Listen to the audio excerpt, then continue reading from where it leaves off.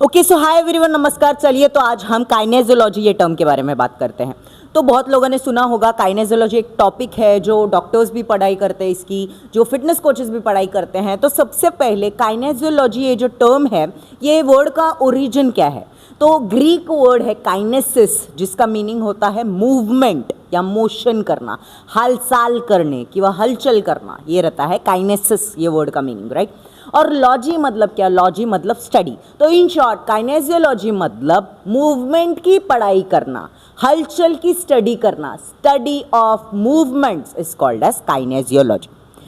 तो जब भी हम मूवमेंट की बात करते हैं, हलचल करायला कशाची गरज लागते? तो मूवमेंट करने के लिए कभी भी मसल्स और बोन, ये दोनों की जरूरत है, राइट। और कुछ चीज़ें हैं वो बाद में बात करेंगे, बट अभी फिलहाल के लिए मसल्स और बोन बहुत इंपॉर्टेंट है अगर हमें मूव करना है तो फॉर एग्जाम्पल मुझे यहाँ से लेके वहाँ तक चल के जाना है, तो मेरे मसल्स को ताकत लगा के मेरे हड्डी को खींचना पड़ेगा, तब जाके मैं पैर वहाँ पे रख पाऊंगी और तब जाके मैं कुछ डिस्टेंस कवर कर पाऊंगी, राइट। तो अगर समझो ऐसा है, मसल है बट बोन नहीं है, तो मसल किसको खींचेगा? पॉसिबल नहीं है मूवमेंट होना। और अगर हड्डी है बट मसल्स उतने स्ट्रांग नहीं है कि खींच पाए, तो मूवमेंट पॉसिबल होगा क्या? नहीं। तो दोनों भी स्ट्रांग होने चाहिए। फर्स्ट इज मसल और सेकंड इज बोन, और दोनों होने चाहिए अगर मुझे मूवमेंट करना है। इसीलिए काइनेजियोलॉजी को स्टडी ऑफ मस्क्यूलोस्केलेटल सिस्टम भी बोला जाता है, बिकॉज मस्क्यूलो मतलब मस्क्यूलर सिस्टम आया एंड स्केलेटल मतलब स्केलेटल सिस्टम, यानी कि तुम्हारे बोन्स। तो मसल्स और बोन्स ये दोनों मिला के जो मूवमेंट हो पा रहा है, वो मूवमेंट की स्टडी को ही बोला जाता है काइनेजियोलॉजी।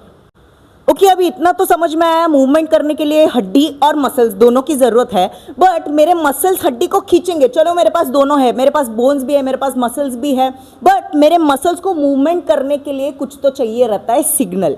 और अगर मसल्स की बात करते हैं तो मूवमेंट के लिए स्केलेटल मसल की जरूरत रहती है, राइट। और स्केलेटल मसल रहते हैं वॉलंटरी, यानी कि वो ब्रेन का कमांड सुनते हैं।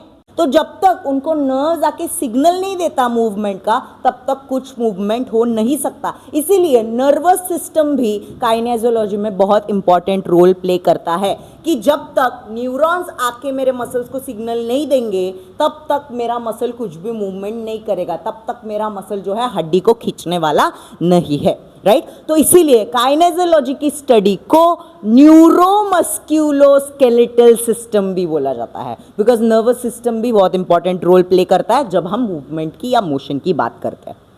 और एक चीज़ है जो मूवमेंट करने के लिए बहुत इंपॉर्टेंट रहती है, और वो है फेशिया। तो अगर तुमने फेशिया के बारे में सुना होगा, फेशिया एक लेयर रहता है और हर एक बॉडी पार्ट के ऊपर वो लेयर रहता है। तो अगर मसल्स के ऊपर कोई थिन लेयर है, कोई थिन ऐसा शीट है, तो उसको बोला जाता है मायोफेशिया। मायो मतलब मसल से रिलेटेड और फेशिया मतलब उसके ऊपर का थिन लेयर। और अगर मूवमेंट की बात करेंगे तो मसल्स आ जाता है। तो मसल्स के ऊपर का जो थिन लेयर है, यानी कि फेशिया टाइट रहेगा अगर मसल्स का, तो मूवमेंट पॉसिबल नहीं है। तो मसल्स के फेशिया को, यानी कि मायोफेशिया को रिलीज करना उतना ही इंपॉर्टेंट है।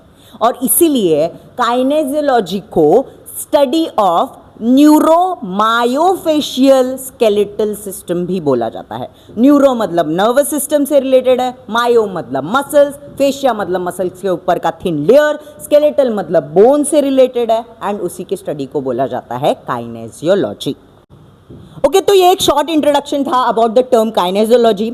हम और भी सब्जेक्ट्स के और भी टॉपिक्स के बारे में बात करेंगे, और भी मूवमेंट्स के बारे में बात करेंगे, और यही देखने के लिए मेरे I teach exercise science page को फॉलो करना भूलिए मत। चलो बाय।